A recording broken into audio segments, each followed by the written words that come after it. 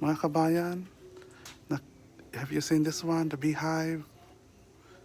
We're going to plan to remove it. Is the beehive have their bees in it? Mga kabayan, where's that? Is there a bee living in it? I'm not sure.